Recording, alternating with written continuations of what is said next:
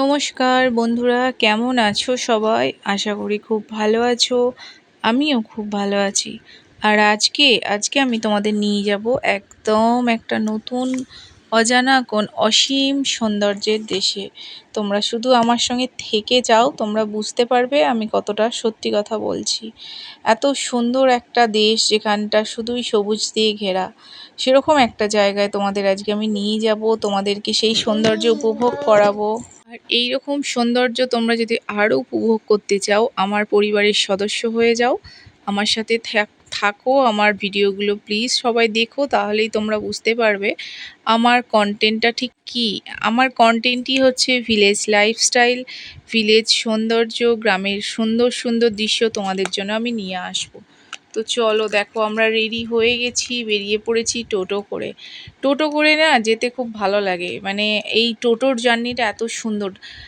তোমরা একবার ভেবেই দেখো, দুদিকে খোলা মাঠ, খোলা আকাশ এবং মাঝখানে রাস্তা, আর দুদিকটা তো পুরো সবুজ। এরকম একটা জায়গায় যদি আমরা টোটো করে, খোলা টোটোতে যাই, ঠিক জার্নিটা কতটা সুন্দর হতে পারে।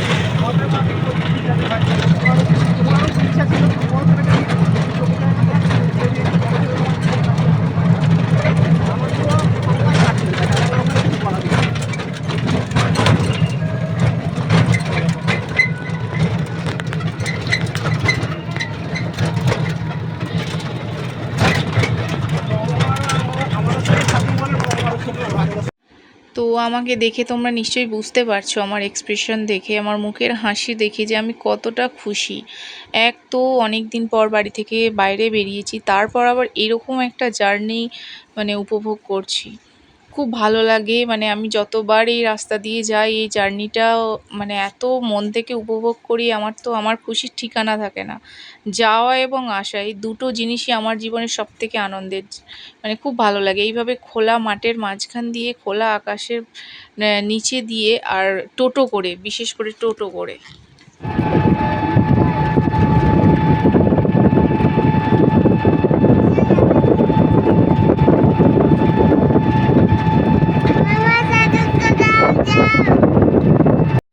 আর এবার তাহলে আমরা সেই সবুজের দেশে ঢুকে পড়েছি। দেখো, তোমাদেরকে নিয়ে চলেছি সবুজের দেশে। তোমরা দেখো ঠিক কতটা সুন্দর একটা গ্রাম হতে পারে। গ্রাম মানে যে এত সৌন্দর্য, সেটা মানে বলার যেন অপেক্ষা রাখে না। সেটা তোমরা শুধু দেখতে থাকো, কি সুন্দর মানে আকাশ, কি সুন্দর বাতাস, সব কিছু যেন সুন্দর। মানে যেদিকেই তাকাবে সেদিকেই চোখগুলো যেন আটকে যাচ্ছে, এরকম একটা পরিবেশের মধ্যে দিয়ে আমরা যাচ্ছি। মানে মনে হচ্ছে যেন পথটা শেষ হচ্ছে না, শেষ যেন নাই হয়, শুধু আমরা চলতেই থাকি, চলতেই থাকি, আর এইভাবে আমরা চারিদিকে উপভোগ করতেই থাকি। দেখেছো, মাঠে এখন ফসলগুলো উঠে গেছে, সেই জন্য মাঠটা একটু খালি খালি লাগছে। কিন্তু কিছুদিন পর, শীতকালের আগে আগে তো পুরো সবজিতে ভরা থাকে। আর এই দেখো বাঁশবাগানের মাথার ওপর চাঁদ উঠেছে ওই, মাগো আমার 16 কলা কাচলা দিদি কই। তো এরকম একটা কবিতা তো আমরা ছোটবেলায় পড়েছি। আর এই সেই বাঁশবাগান, এই সেই মাঠ ঘাট, সব কিছু আজকে তোমাদের সাথে আমি সেই দেখাতে চলেছি, বা দেখছো তোমরা। এর আগেও দেখেছো, এখনও দেখাচ্ছি, এর পরেও আমি তোমাদেরকে এরকম অনেক দৃশ্যের সাথে পরিচয় করাবো।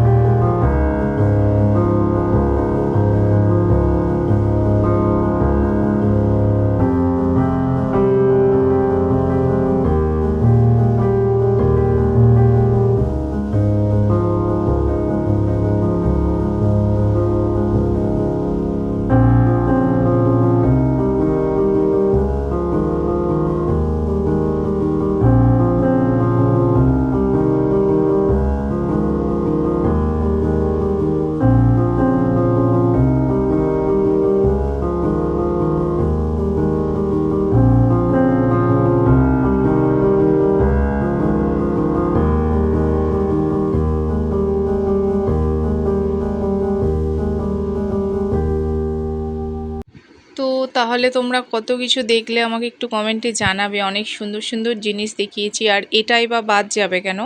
দেখো একটা পুরনো দিনের বাড়ি কি অসাধারণ সৌন্দর্য নিয়ে এখানে দাঁড়িয়ে রয়েছে, খুব ভালো লাগছে। তো এবার যাওয়ার পর আমরা দেখো লাঞ্চে মেয়েকে প্রথমে লাঞ্চ করিয়ে নিচ্ছিলাম। প্রায় 12টা 12:30 বেজে গিয়েছিল। তো সেখানে গিয়ে আগে প্রথমে আমার ছোট মেয়েকে খাইয়ে নিচ্ছিলাম।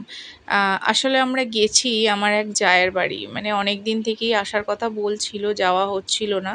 আর মেয়ের তো স্কুল এবার খুলে যাবে, সেই জন্য ভাবলাম চলো তাহলে এই একটা দিনের জন্য ঘুরে আসি। এখন তো কোথাও দূরে ট্যুর যাওয়া হচ্ছে না, যেহেতু বাড়িতে কাজ রয়েছে অনেক। তোমরা তো জানোই আমার বাড়িতে মিস্ত্রি লেগেছে, কাজ হচ্ছে, সেজন্য খুব একটা দূরে কোথাও যেতে পারছি না। কাছাকাছি যে গেস্টের বাড়ি যাদের রয়েছে তাদের বাড়িতেই গিয়ে একদিনের জন্য ঘুরে চলে আসছি। তো সেখানেই আজ গিয়েছিলাম। তো দেখো মেয়েকে খাওয়াচ্ছি, আর আমার যা দেখো তার মেয়েকে হেয়ার অয়েল করিয়ে দিই, হেয়ার মাসাজ করিয়ে দিচ্ছে অয়েল দিয়ে। তো আমি করছিল, আমার তো বেশ ভালো লাগলো। মানে মা মেয়ের সাথে এই যে রিলেশনটা, এগুলো তো এখন খুব একটা দেখা যায় না। আগেকার দিনে কিন্তু এগুলো দেখা যেত। সবাই সবার মাথার চুল আঁচড়ে দিত, চুলে তেল লাগিয়ে দিত, কিন্তু এখন তো মানুষের কাছে অত সময়ই নেই বসে বসে এইভাবে তেল লাগাবে। তো সেই জন্য আমি এটা তোমাদের জন্য দেখালাম। আর এদিকে দেখো ওখানে পেঁয়াজ চাষ হয়, কত পেঁয়াজ হয়েছে দেখো, এই সময় পেঁয়াজ উঠেছে। তো আমার যা কি করছে, সে পেঁয়াজগুলো ঢেলে রাখছে ভালো করে ছড়িয়ে, না হলে এগুলো নষ্ট হয়ে যাবে। আর জায়ের বাড়িতে একটা জিনিস আমার খুব ভালো লাগে, এই শোকেসটা। এই শোকেসটাই তোমরা দেখতেই পাচ্ছ, কত ছোট ছোট পুতুল শোপিস।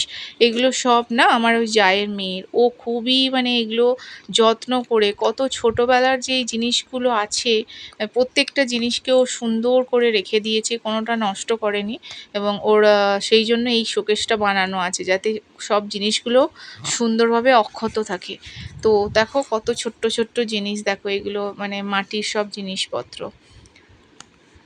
লাঞ্চ করতে এখনও অনেকটা টাইম বাকি ছিল, তো ভাবলাম একটু ছাদে যাই, ছাদ থেকে তোমাদের একটু দেখায় ভিউটা ঠিক কেমন লাগছে। গ্রামের মধ্যে যে মানে গ্রামের যে সৌন্দর্যটা, সেটা কতটা সুন্দর লাগছে। দেখো রাস্তায় আস্তে আস্তে যতটা দেখিয়েছি, বাড়ি থেকেও ছাদের ওপর থেকেও কতটা সুন্দর লাগে সেটা দেখো। আর এখানে না অনেক গাছপালা, মানে আমার জায়েদের যেখানটা বাড়ি সেখানে প্রচুর গাছপালায় ঢাকা। দেখো বড় বড় সুপারি গাছ, নারকেল গাছ, আম গাছ, সব রকমের গাছ পুরো চারিদিকে ভর্তি। আর এই দেখো পিছনে একটা পুকুর দেখা যাচ্ছে, আর একটা পুকুর দেখো পুরো সবুজ মানে শ্যাওলায় ভর্তি হয়ে আছে। আকাশটাও সেদিন এত সুন্দর ছিল কি বলবো, মানে সব কিছু যে এত সুন্দর হবে, মানে আমার দিনটা যে এত ভালো কাটবে আমি আশা করিনি। ওয়েদারও ভালো ছিল, মন ভালো ছিল, সবই সুন্দর ছিল। খুব সুন্দর একটা দিন কাটিয়ে সেদিন আমরা বাড়ি ফিরেছি। তো দেখো, তো আমরা ছাদে ছিলাম, ছাদের রোদটাও খুব একটা বেশি ছিল না, খুব অল্পই রোদ ছিল, হালকা হালকা। আর আমার জায়ের বাড়ি থেকে সামনে যে বাড়িটা দেখছো, বাড়িতে দেখো একটা একটা করে এরকম করা আছে, দেখতে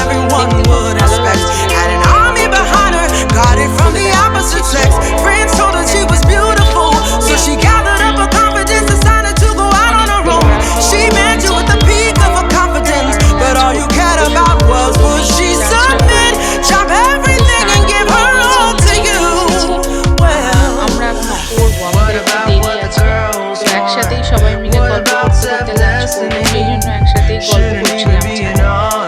ছাদ থেকে ঘুরে নিচেই যাবো, নিচেই গিয়ে তারপর আবার সবাই মিলে একসাথে অনেকক্ষণ গল্প করে করে কাটাবো। আজকে দুপুরে ভেবেই নিয়ে ঘুমাবো না, যেহেতু সারাদিন এখানে এসেছি, এখানে গল্প করে সময় কাটাবো।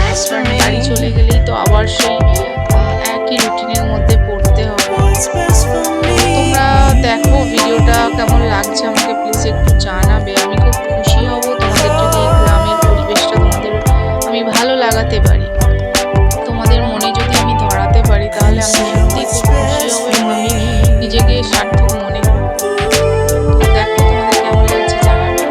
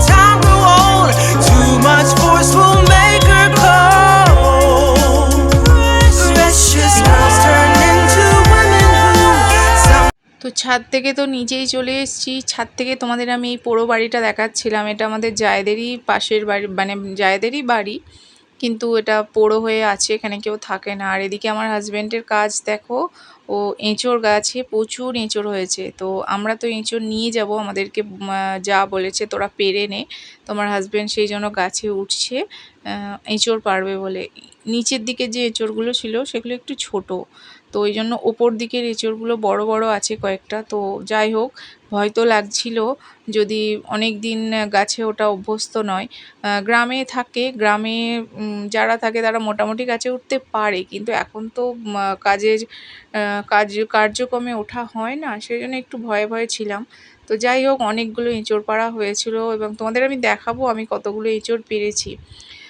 অনেকগুলো এঁচোড় আমি নিয়েও এসেছি, ওর মধ্যে প্রায় একটা এঁচোড় ছেড়ে বাকি সবগুলোই আমি আমার বাড়িতে নিয়ে এসেছি। বাড়িতে নিয়ে এসে আমি নিজেও খাবো এবং আমিও কাউকে দিতে পারবো। তো ওরা আমাকে দিয়েওছে অনেক, এরপর যখন কাঁঠাল হবে তখনও আমাকে দেবে। তো যাই হোক, তোমাদের কেমন লাগছে বলবে কিন্তু, প্লিজ জানাবে। এইভাবে কাঁঠাল পাড়া, কাঁঠাল পেড়ে, কাঁঠালগুলো বা এঁচোড়গুলো তোমাদের যে দেখাবো, মানে এগুলো তো খুবই দুষ্প্রাপ্য একটা ব্যাপার। তো দেখো, আমি ঠিক এতগুলো এঁচোড় পেরেছে আমার হাজব্যান্ড। তো এখানে রেখে দেওয়া হয়েছে আঠাগুলো যাতে ঝরে পড়ে যায়, কারণ আঠাগুলো খুবই খতরনাক আঠা। তোমরা তো জানো যে কাঁঠালের আটা কতটা মানে খতরনাক। এই দেখো সাদা সাদা আঠাগুলো এখানে রেখে দিয়েছি, যাতে যাওয়ার আগে সে আঠাগুলো সবটাই ঝরে পড়ে যায়, তারপর আমরা উঠিয়ে নিয়ে যেতে সুবিধা হবে আমাদের। তো অনেকগুলোই এঁচোড় পাড়া হয়েছে। একটা কথাই আছে, পিরিতি কাঁঠালের আটা লাগলে পরে ছাড়ে না, সেই হয়ে গেছে এই কাঁঠালের আটা। এত খতরনাক, একবার যদি গায়ে লেগে যায় না, ছাড়বে না। তো সেই জন্য এই যে দেখো কতটা করে আঠা পড়ছে, নিচেই একদম পড়েছে। তো আঠাগুলো ঝরে যাক, তারপর আমরা এগুলোকে প্যাকিং করে নেব, মানে ব্যাগে ভরে নেব। বন্ধুরা, কেমন লাগলো ভিডিওটা অবশ্যই জানাবে প্লিজ। চলো মেয়েকে এবার ঘুম পাড়াবো। দেখো মেয়ের ঘুমের টাইম হয়ে গেছে, এই যে মেয়ে শুয়ে পড়েছে। আর আমার ভিডিওটাও এবার আমি শেষ করছি। দেখা হচ্ছে তোমাদের সাথে নতুন আবার একটা ভিডিওতে। ততক্ষণের জন্য আমার ভিডিওর অপেক্ষায় থাকবে। আর যদি আমার ভিডিওটা তোমাদের ভালো লাগে অবশ্যই লাইক দিয়ে সাবস্ক্রাইব করে আমার পাশে থাকবে। তো আজকের মতো টাটা।